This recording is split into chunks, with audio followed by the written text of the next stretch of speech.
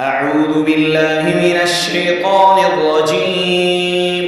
بسم الله الرحمن الرحيم. ألم تر إلى الذين خرجوا من ديارهم وهم ألوف حذر الموت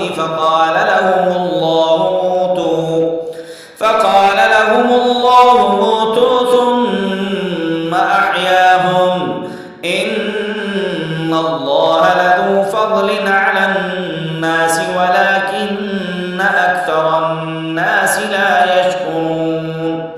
وقاتلوا في سبيل الله واعلموا أن الله سميع عليم. من ذا الذي يقرض الله قرضا حسنا فيضاعفه له أضعافا كثيرة والله يقبض ويبسط وإليه ترجعون. ألم تر إلى الملأ من بني إسرائيل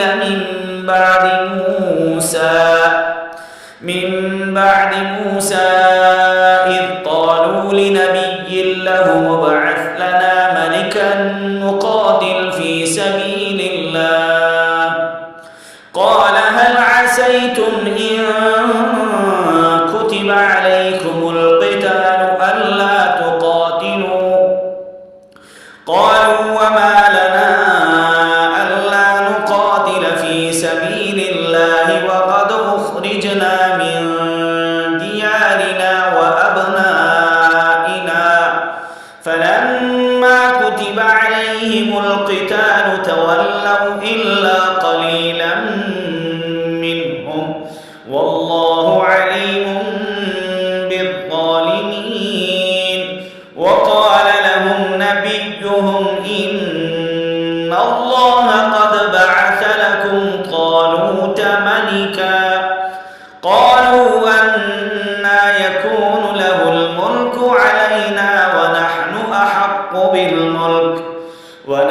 أحق بالملك منه ولم يؤت سعة من المال قال إن الله اصطفاه عليكم وزاده بسطة في العلم والجسم والله يؤتي ملكه من يشاء والله واسع عليم.